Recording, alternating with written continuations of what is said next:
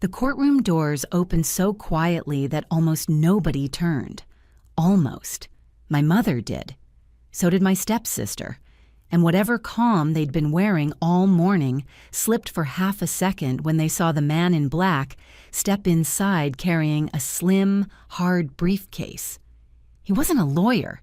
You could tell by the way he walked. Lawyers look busy. This man looked certain. He didn't rush. He didn't nod to anyone. He just came in, scanned the room once, and kept walking toward the front. My mother's fingers tightened around her handbag. My stepsister's smile disappeared. And that was the moment I knew, before he said a word, that someone besides me had finally brought the truth with him. But that was later. The part people always ask me about is how I found out my mother had used my name to borrow against my house, had not borrowed money from me, not asked for help, not even put me down as a reference. She used my name to put a loan on my home for my stepsister, and I found out because of a plain white envelope sitting on my kitchen counter on a Thursday night. No red warning stamp, no dramatic lettering, just a return address from a lender I'd never heard of, and my own name printed neatly across the front. I almost threw it out. Then I opened it and read the first line twice. Notice of missed payment. I stood there in my kitchen, still holding my purse, still wearing my coat, staring at the page like it had made a mistake and was about to apologize. The letter said the account was secured by my residence, my address, my house. My stomach went cold. I own that house by myself, bought it after my divorce, paid every mortgage payment on time, same bank, same routine, nothing fancy, nothing complicated. So I did what anyone does when the world suddenly stops making sense. I pulled up my actual mortgage account on my phone. Everything normal, current, no missed payments. Then I read the letter again. This wasn't my mortgage. It was a home equity loan, a second lien, a loan someone had put against the value of my house. I sat down so fast the chair scraped the tile, and right there, in the middle of a sentence about late fees and acceleration, I saw the number that made my hands start shaking. Loan origination date, 6 weeks earlier. 6 weeks earlier, I'd been in another city for 3 days at a conference for work. 6 weeks earlier, I hadn't signed anything. 6 weeks earlier, my mother had called and asked whether she could grab a copy of my old closing papers because she was trying to help Vivian with some financing questions. Vivian, my stepsister. Technically, my mother's husband's daughter, but my mother had spent the last 10 years pretending step was just a rude little speed bump in the sentence. Vivian had a boutique fitness studio that looked expensive and somehow was always one rent payment away from disaster. Every 6 months she was expanding, restructuring, or waiting on investor money. And my mother always said the same thing about her. She just needs one break. Apparently that break was my house. I called the lender on the notice before I let myself think too much. A woman in collections answered with that flat, overworked tone that says she's heard every lie already. When I gave her the loan number, she asked me to verify the property address. I did. Then she asked me to verify the last 4 digits of my social. I hesitated, because some ugly part of me already knew what was coming. I gave them. She typed, stopped, typed again. Then her voice changed, just enough. "Ma'am," she said carefully, "you're listed as the borrower on this account." "I know what the letter says," I replied. "I'm telling you I never opened this loan." Silence. Not long. Just long enough to make me understand I'd moved out of billing problem territory and into something worse. "Do you have a current fraud report on file?" she asked. "No," I said. "Then I'm putting a temporary flag on the account right now," she said. "Wait, but you need to understand something. There is a recorded deed of trust against your property." A recorded what? I didn't say it out loud because I didn't want to sound as lost as I felt. She must have heard it anyway. "It means the loan was secured by the house," she said. "There are closing documents on file." Closing documents, meaning signatures, meaning notary, meaning somebody didn't just type my name into a box and hope. I wrote down everything she told me. Fraud department extension, file review unit, imaging request, the phrase recorded deed of trust. Then I hung up and called the county recorder. The woman there was brisk but not unkind. "Yes," she said after I gave her the property address. "There is a recently recorded deed of trust." My voice went thin. "Can you tell me who the lender is?" She did. Same name as the letter. Then I asked the question that changed the direction of my whole week. "Who submitted it?" There was a pause. "I can't give you the entire file over the phone," she said, "but I can tell you there's a return address on the recording cover sheet." I grabbed a pen. She read it. And for a second, I couldn't hear anything except my own pulse. The return address was my mother's house. Not mine. My mother's. I thanked her, hung up, and sat at my kitchen table staring at the wall like it had personally failed me. Then I did the thing I should have done years earlier with my mother. I stopped giving her the benefit of the doubt. I drove straight to her house. She opened the door looking completely unbothered, wearing a soft beige cardigan and holding a mug of tea like she had not just helped put a lien on my home. Vivian was in the dining room with her laptop open, typing with the same expression she used at restaurants when she expected someone else to pick up the bill. I didn't sit. I held up the lender letter. "What is this?" My mother looked at the envelope, then at me, and sighed like I was interrupting something small and tedious. "That?" she said. "That's just part of the financing." My body went still. Part of whose financing? She gave me a look that was almost offended. "Vivian's," she said. "Try to keep up." Vivian didn't even look ashamed. She leaned back in her chair and crossed her arms. "It was temporary," she said. "Relax." I laughed once, not because it was funny, but because if I didn't, I was going to throw something. "You put a loan on my house." My mother set down her mug. "You agreed," she said. I stared at her. "No, I did not." "You signed the package," she replied calmly. "At my house. Remember? The day I said I needed you to initial some insurance forms." The room tilted. I did remember. A Sunday afternoon, a stack of papers. My mother saying, "Just sign here, here, and here. It's for the homeowner file." Me distracted, halfway on my phone, trying to leave. I never saw a lender name, never saw a note, never saw anything that looked like a loan. My mother watched my face and knew I'd landed on the memory. See, that's what made her dangerous. She never came at you hard enough to make a scene. She arranged things so the scene happened later, after the ink dried. Vivian finally closed the laptop and stood. "Now you're overreacting," she said. "No one was going to lose anything." I looked at her. "How much?" She shrugged. "Enough." My mother stepped in before I could speak again. "It's under control," she said. "And if you just calm down, the court will understand that you knew what this was." Court. That word snapped everything into focus. "You've already been to court?" I asked. My mother's silence answered before her mouth did. "Not collections court, not a foreclosure hearing.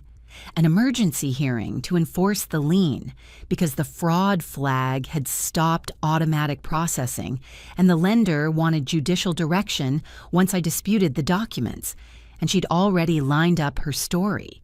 I left without saying another word, not because I was done, because I understood exactly what kind of fight this had become. Well, by 10 the next morning, I was in the office of a real estate litigator named Marcus Bell. Mid-50s, razor-clean desk, not a single wasted word in him. He read the lender letter, read the recorder printout, read my notes. Then he looked at me and asked the only question that mattered. "Did you knowingly sign loan documents?" "No."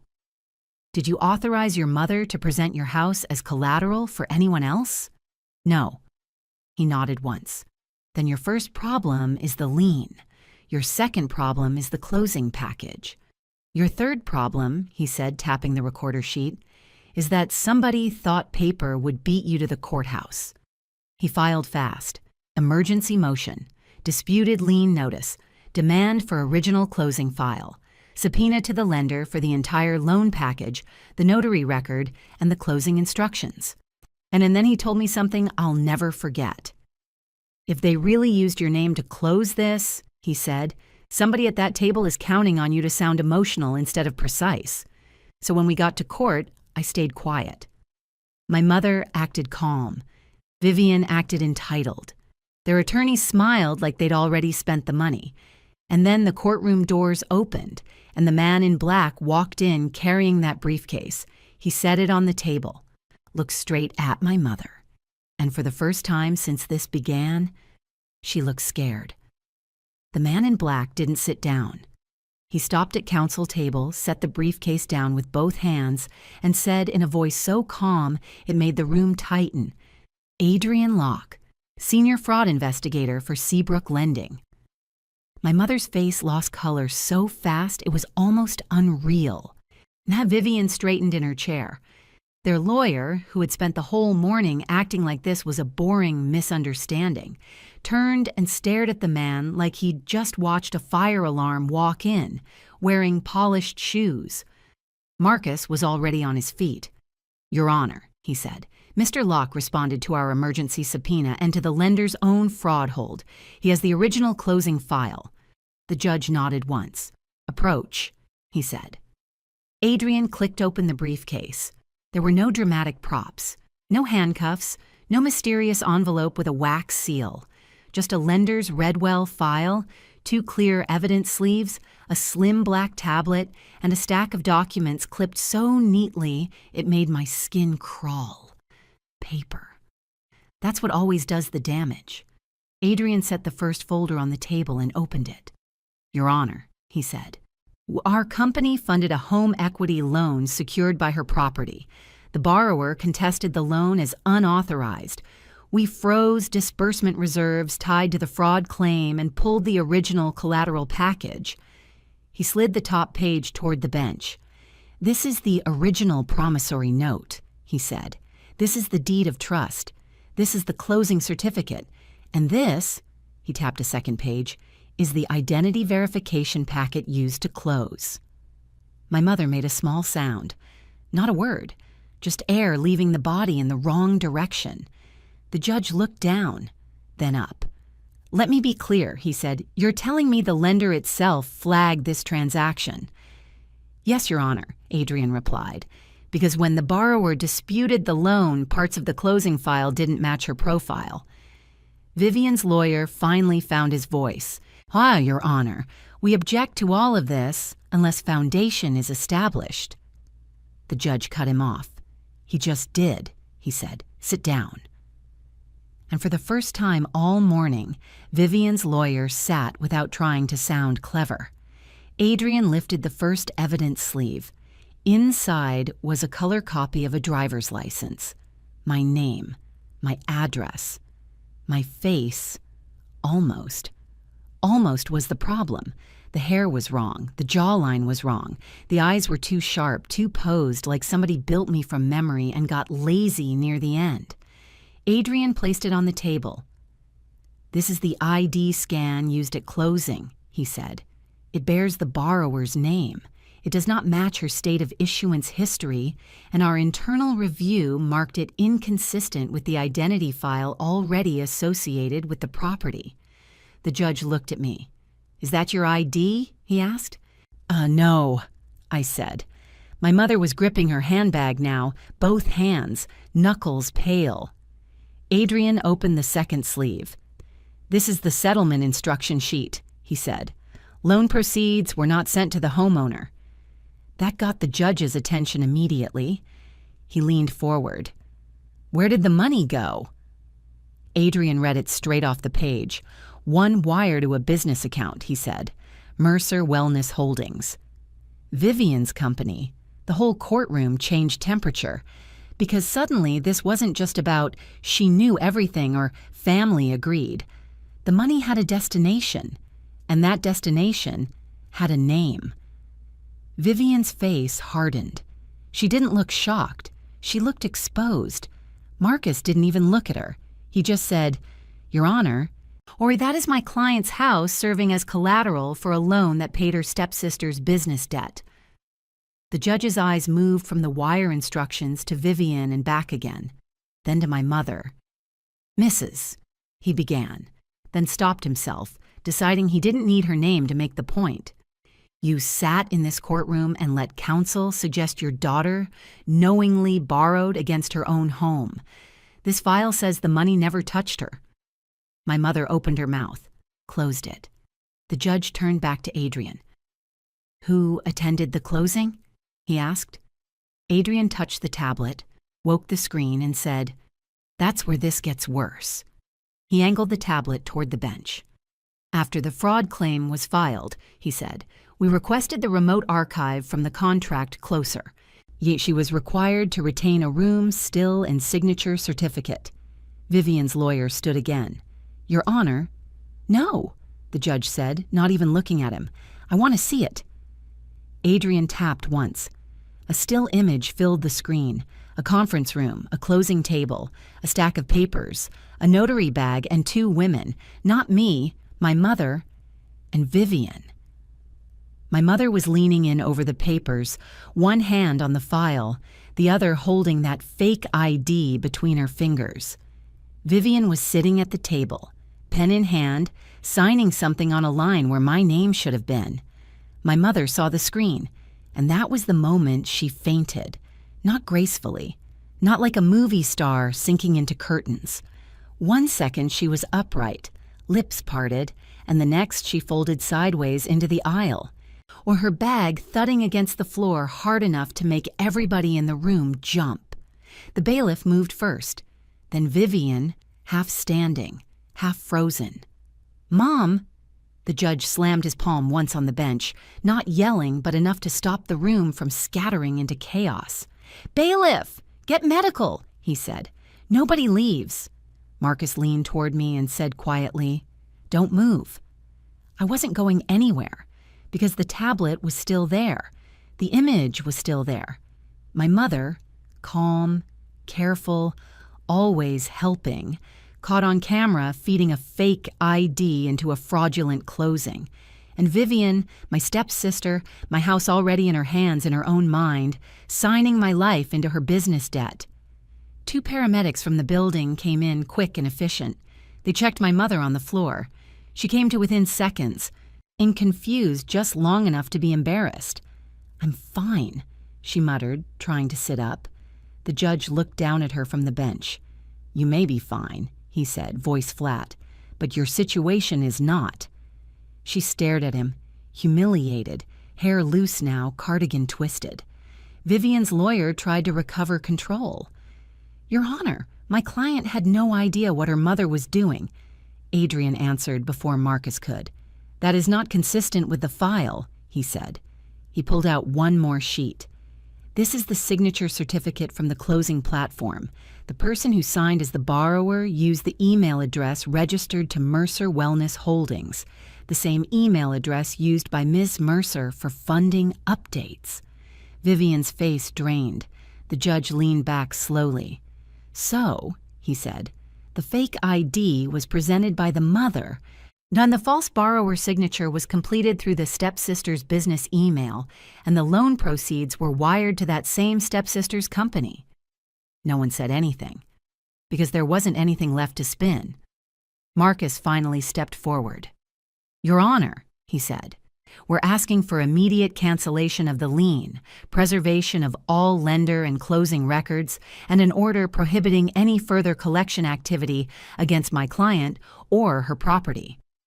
The judge looked at Adrian.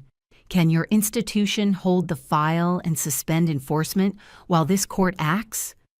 Adrian didn't hesitate. "Yes, Your Honor," he said. "We already froze the internal collection path the moment the fraud review opened. We can maintain the hold and cooperate."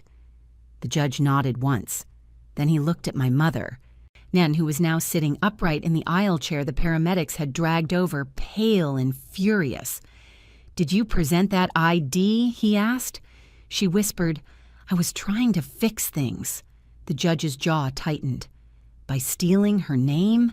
He asked. She had no answer. Then he looked at Vivian. Did you authorize your company to receive these proceeds? Vivian tried to speak and failed the first time. The second time, she said, it was temporary. That word again. Temporary. Like fraud becomes harmless if you plan to clean it up later. The judge looked at Marcus. Counsel, he said, draft the order. I'm not waiting. Then he looked back at Adrian.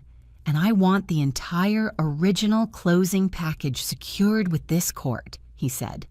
Wet signatures, identity packet, funding instructions, all of it.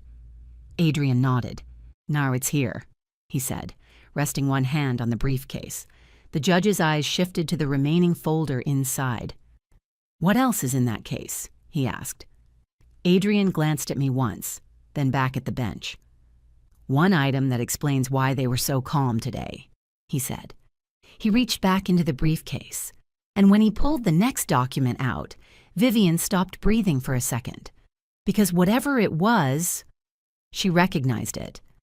Adrian didn't hand the next document to the judge right away. He looked at my mother first. Not dramatically.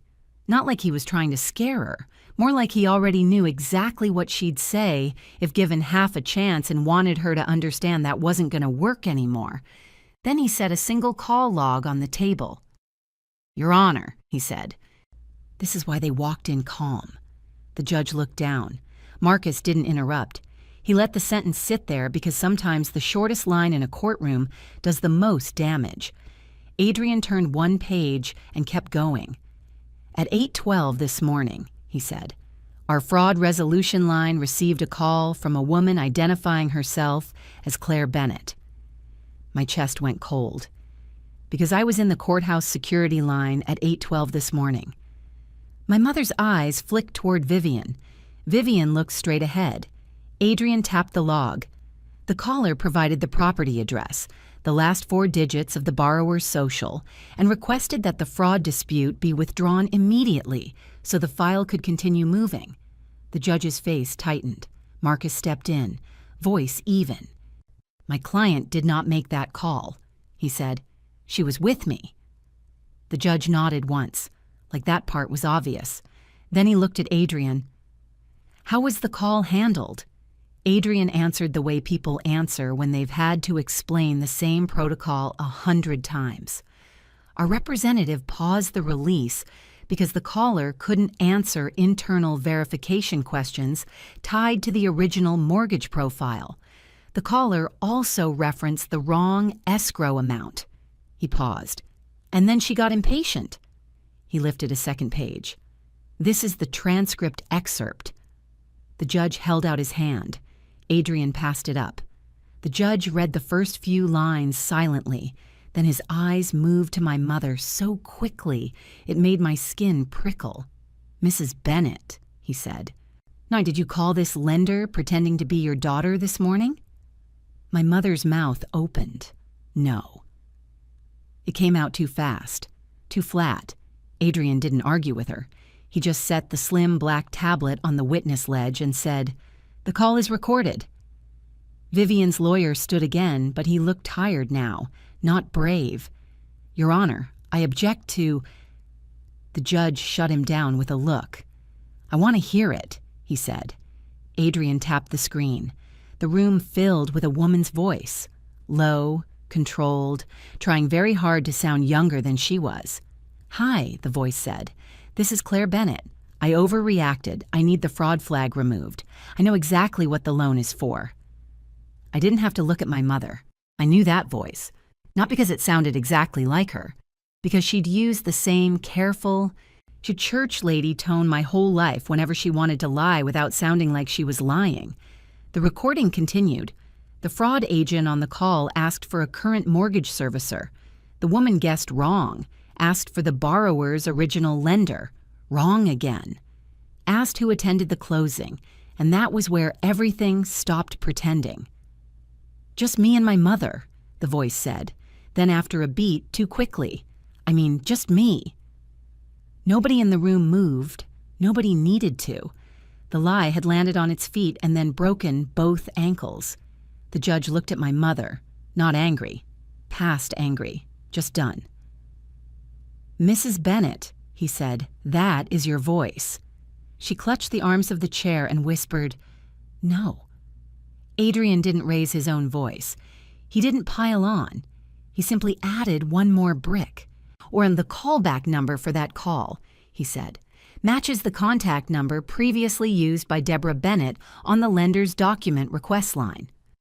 Marcus took the opening immediately. "Which means," he said, "the same people who used a fake ID and fraudulent closing package also tried, this morning, to remove the fraud hold by impersonating my client again." The judge leaned back slowly. That kind of slow judges do when they're not thinking whether they've seen enough, but how hard they're going to hit the stop button.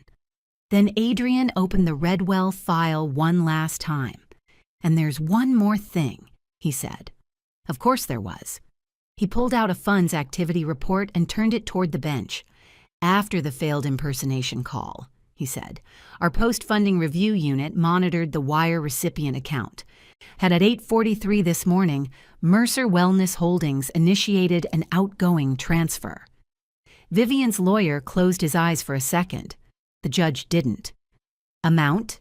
he asked. Adrian answered without looking down. $79,500. My stomach tightened. Not because I didn't know the money was real, because they were moving it today, while sitting in that courtroom, while pretending this was all under control. Marcus stepped forward. "Your Honor, we're asking for an immediate asset preservation order, covering the loan proceeds and any accounts holding them." The judge turned to Adrian. "Can it still be stopped?" Adrian nodded once.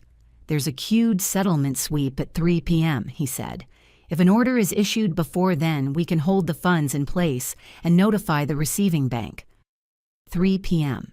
Yeah, there it was, the clock. The thing that turns a courtroom from slow and formal into very, very alive. The judge looked down at the bench clock, then back up. "Clerk," he said, "I want an emergency preservation order drafted now. No release, no transfer, no further disbursement of any loan proceeds tied to this file." The clerk was already typing. "Also," the judge continued, "Mrs. Bennett and Ms. Mercer are ordered not to contact the lender, not to direct any third party to contact the lender, and not to access or move any funds related to this transaction." Vivian finally broke. Not loudly, not with a scream, with that clipped, angry tone people use when they've been caught and still think they can negotiate their way back to dignity. "It's business operating money," she snapped. "Or a payroll is due." The judge's head turned toward her. "It is disputed fraud proceeds," he said, "and you should have thought about payroll before you put your stepsister's house under them." That landed, because it was true in a plain, ugly way no lawyer can sand down. My mother tried one last time. "We were going to put it back," she said, "once the studio stabilized." The judge looked at her like she'd just explained that bank robbery is fine if you mean well. "You do not put it back after borrowing against someone else's house under a false name," he said. "That is not a family solution. That is fraud." Then he looked at Marcus. "Counsel," he said, "your client will have the house protected. But I want one more thing before I adjourn." Marcus waited. "I want the title company on speaker within the hour," the judge said. "If there's any open file, any inquiry, any collateral package floating around with this deed of trust, I want it frozen before this courtroom empties." Adrian nodded. "We can get them." The judge pointed at the briefcase. "And keep that file here," he said. "No one leaves with original documents." The bailiff stepped forward and took custody. My mother watched the briefcase go like it was carrying the last version of reality she could still survive. The clerk tore the preservation order off the printer, carried it to the bench, and the judge signed it without ceremony. Then he slid it back. "Time stamp it," he ordered. "Now." The clerk stamped it. Hard. That sound traveled through the room like a door deadbolting. Adrian looked at his phone, then at the bench. "Your Honor," he said, "if we transmit this in the next 10 minutes, the sweep won't clear." The judge nodded. "Do it," he said. Vivian went completely still, because for the first time all day, this wasn't about whether they could explain the past. It was about whether they could keep the money for the next 2 hours, and they couldn't. As Adrian turned to leave the courtroom with the signed preservation order, his phone buzzed. He looked at the screen once. His expression changed just slightly. Then he looked back at the judge and said, "Your Honor." The title company already responded. He lifted his eyes toward my mother, and they weren't just planning to use the house for this loan. Adrian looked at the judge and said, "With the court's permission, I can get the title company and our collateral desk on speaker right now." The judge didn't hesitate. "Do it," he said. Adrian stepped to the side, made one short call, gave the case number, and within 2 minutes a woman's voice filled the courtroom speaker. "This is Natalie Brooks with Harbor Title." She sounded like someone who had already opened 3 internal files before lunch and was not enjoying any of them. The judge introduced himself and got straight to it. "Ms. Brooks," he said, "I'm told your office has more than 1 active file involving Ms. Bennett's property. I want you to tell me exactly what they are." A beat. Then Natalie answered. "Yes, Your Honor," she said. "We have 2 linked files." The room tightened again. "The first file is the home equity loan closing," she said. "The second file was opened 3 days ago as a post-funding title transfer package." My mother's fingers dug into the arms of the chair. Vivian went very still. The judge's voice stayed flat. "Title transfer to whom?" Natalie didn't soften it. "To Mercer Wellness Property Holdings, LLC," she said. "Vivian's property company. Not her studio company this time. A separate LLC. A cleaner box to hide a dirtier plan." Marcus didn't even look at Vivian. He just said, "Your Honor, that means the house was not merely collateral. They were trying to move title entirely after funding." The judge nodded once, slowly, as if he was laying the whole architecture of the fraud out in his mind. "Ms. Brooks," he said, "what documentation is in that second file?" Natalie answered like she was reading a shopping list from hell.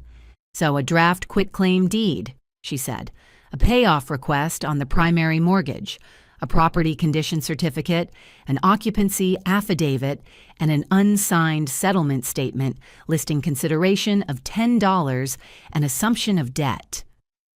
$10. For my house. I didn't feel anger first. I felt something uglier, something quieter, the kind of cold that shows up when betrayal stops being personal and starts looking organized. The judge leaned forward. "And who submitted the second file?" he asked. Natalie paused long enough to make the answer feel heavier. "Initial request came from Deborah Bennett," she said.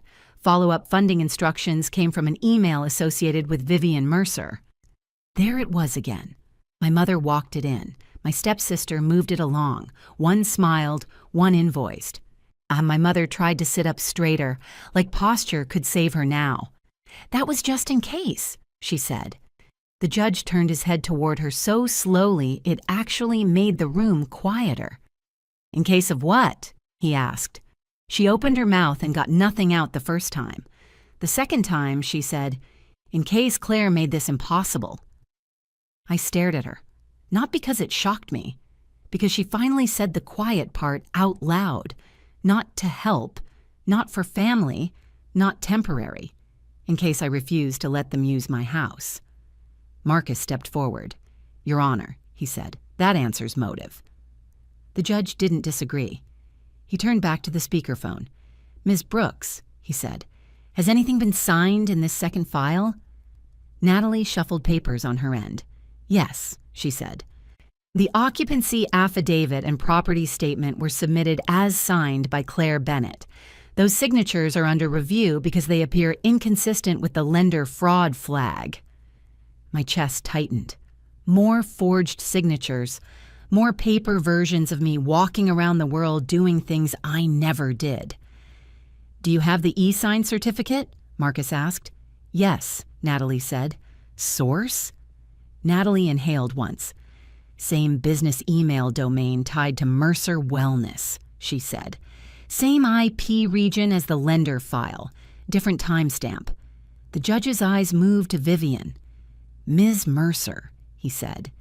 You are sitting in this courtroom while your company email is tied to a loan on your stepsister's house and a second file designed to transfer that house to your property, LLC. Vivian's lawyer stood up because he had to, because there's a point in these hearings where a lawyer stands not because it helps, but because sitting there feels like professional surrender. Your Honor, my client disputes authorship of those emails. The judge cut him off. She can dispute all she wants, he said. The records exist. Then he looked at Adrian. Was the loan ever fully disbursed? He asked. Adrian shook his head. Not completely. We held reserves the moment the fraud dispute hit. The outgoing sweep to their recipient bank is still queued. It is not cleared. Still queued. Still stoppable. Still alive enough to kill. And the judge turned to the clerk. Revise the preservation order, he said. Expand it. He started dictating while she typed. No disbursement of any loan proceeds. No transfer of any interest in the property. No title action by any party, entity, or affiliate related to Mercer Wellness or Mercer Wellness Property Holdings. No contact with lender, title company, or closing agent except through counsel. He didn't stop there. Add device preservation, he said. Phones, laptops, cloud accounts, and any email accounts used in either file. My mother finally sounded scared. You can't take my computer, she said. The judge looked at her the way a mechanic looks at someone insisting the engine is fine while smoke comes out of the hood. I can order you not to destroy evidence, he said. I just did. Natalie spoke again through the speaker. Your Honor, she said, there is one more item in the second file. Nobody moved. She continued. A courier instruction sheet. Marcus's head lifted. For what? The judge asked. Natalie answered. For mobile signing at Deborah Bennett's residence. Tomorrow, 9 a.m. The room shifted again, not because tomorrow morning was dramatic, because it was specific, concrete, an address, a time, a next step. They already had the next forgery scheduled. My mother shut her eyes. Just for a second. Vivian looked furious now. Furious not at me, not even at the judge, but at the fact that all of this had gotten caught before the last piece cleared. The judge looked at the bailiff. Note that in the order, he said, and notify the sheriff's civil unit if necessary. No signing appointment happens. Then he turned to Marcus. Counsel, do you want anything further today? Marcus didn't rush his answer. Yes, he said. I want the lien itself canceled, not paused, not under review, canceled. Adrian didn't object. Natalie didn't object. Neither did the judge. He looked at Adrian. If your institution was induced by fraud, he said, will Seabrook move to release the deed of trust?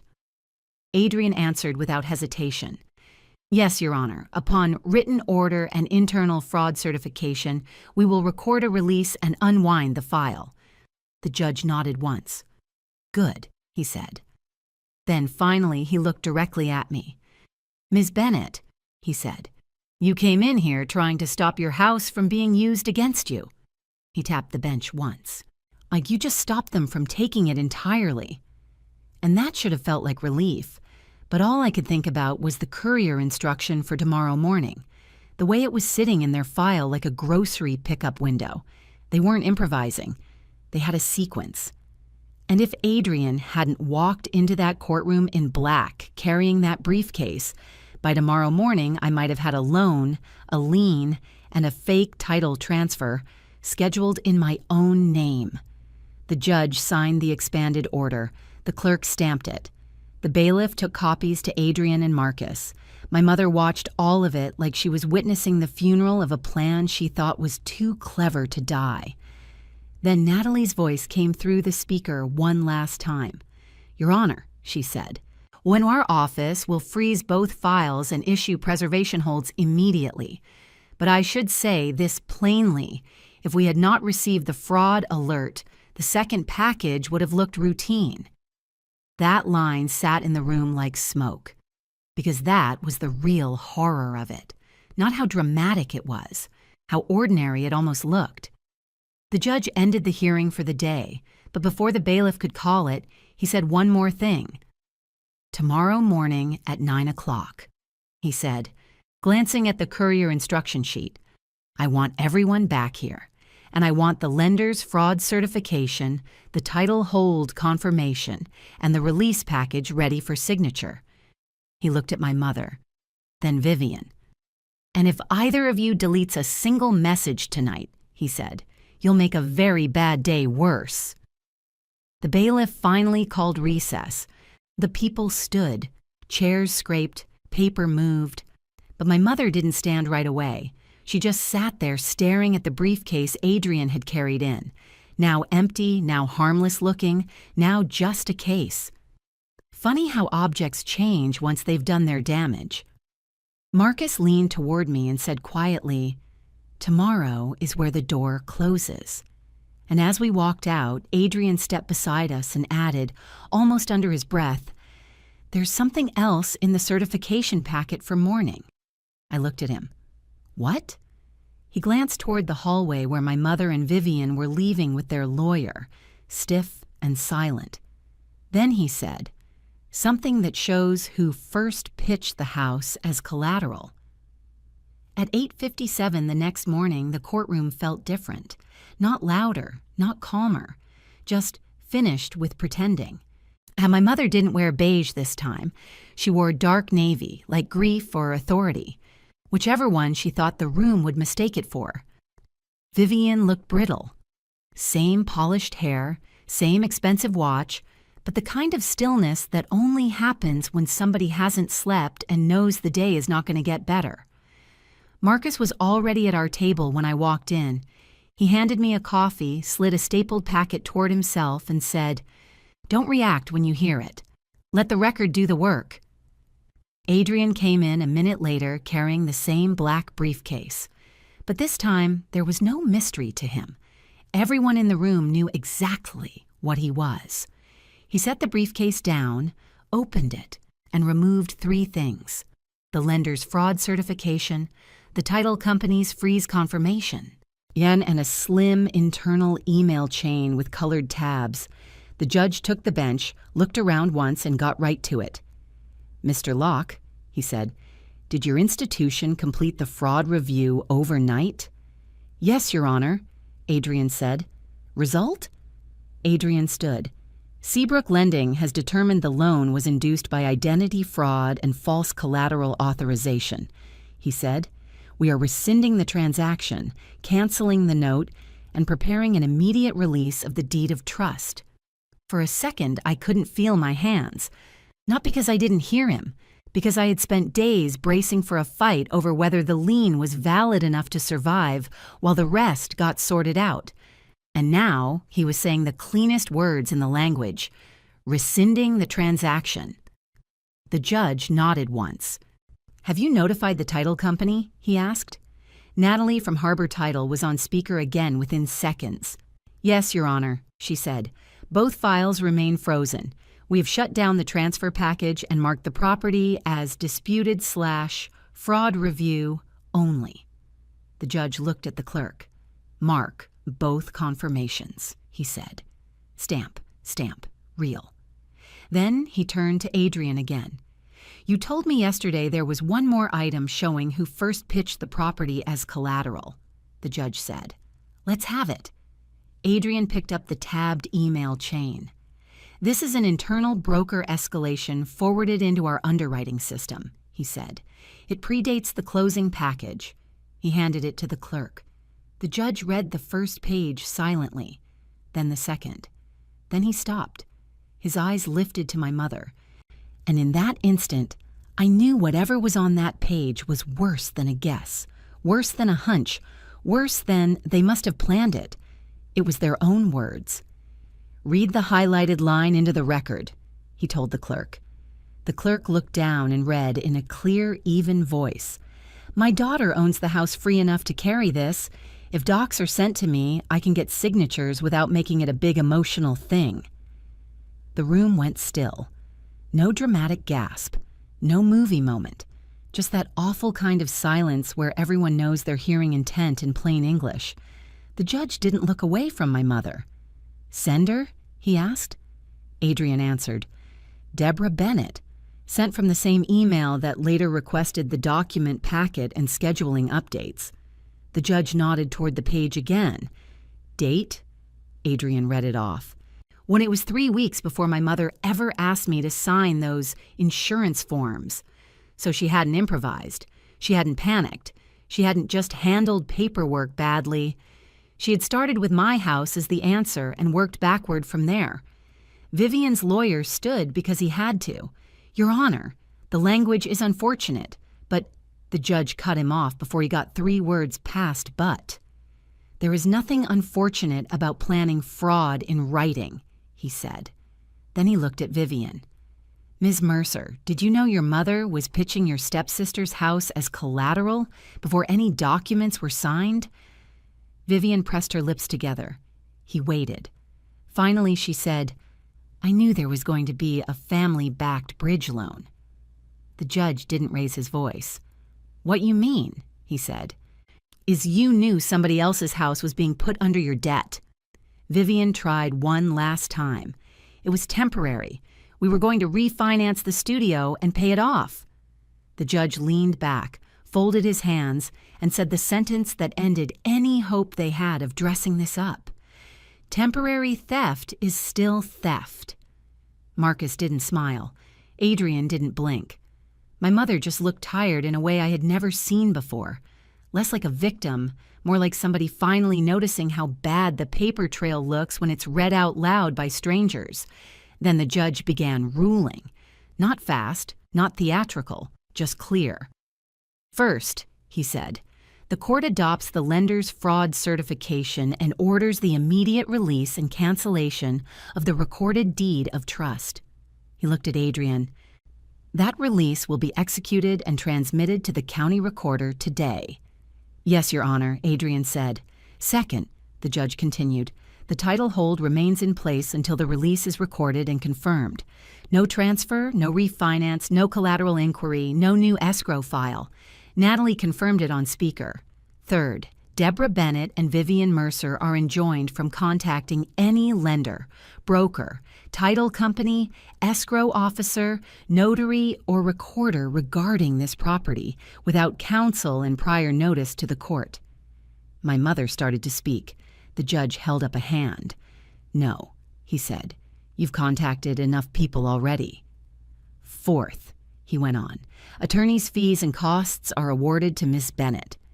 He looked at Marcus. "Submit the amount this afternoon, and I will sign it." Then he looked back at my mother and Vivian.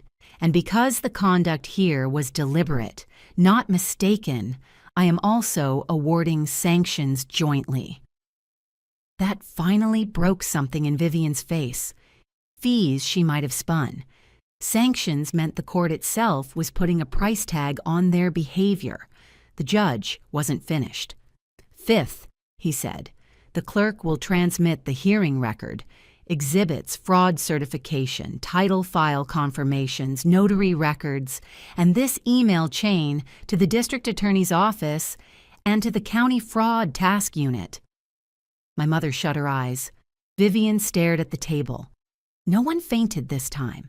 There was nothing left dramatic enough to distract from the words. Then the judge looked at me. "Ms. Bennett," he said, "your home will be cleared of this lien. When your credit is not to be negatively reported on this rescinded transaction, if anything touching this file reappears, your counsel may come back here immediately." I nodded once because that was all I trusted my throat to do. He looked back at my mother one last time.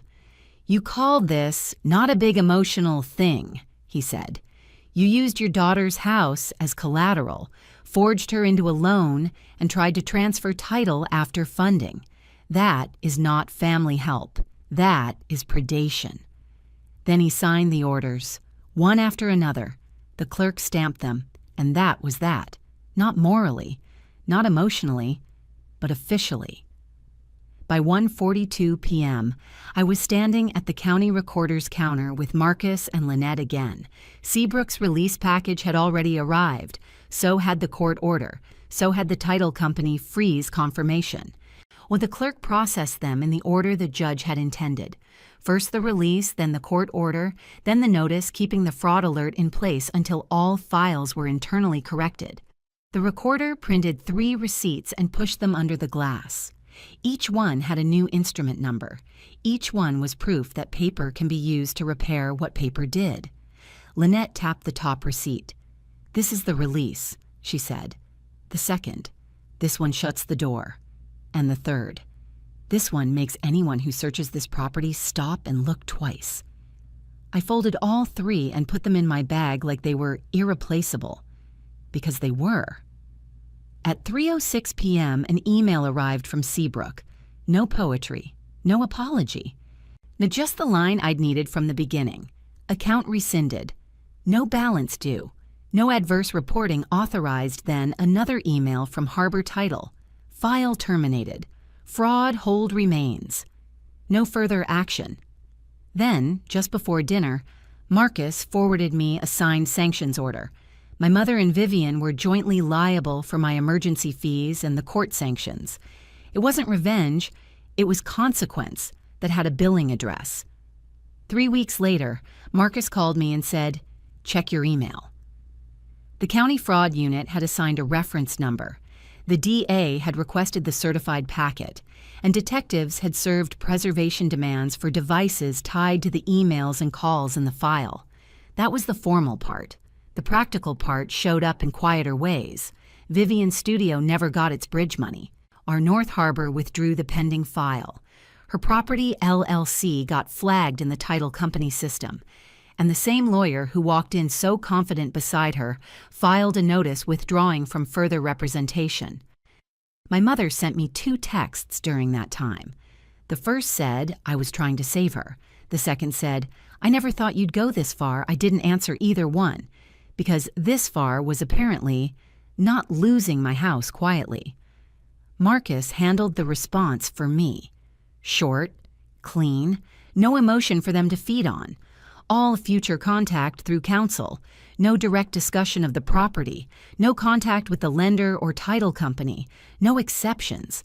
That was the door closing. The part people always want at the end is simple. What happened to them?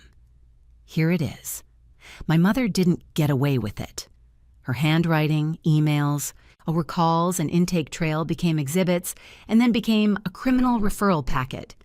Vivian didn't walk off with the money. The loan was unwound before the sweep cleared. Her company lost the funding, the title transfer died, and she got hit with fees and sanctions before the investigators were even done with her. And me? My house stayed mine. The lien died. The transfer never happened. The file closed, the alert stayed. And every future move touching my property now trips over a trail they built themselves. I didn't want revenge. I wanted my front door, my title, and my life back in the same name they were supposed to be in the whole time. Mine.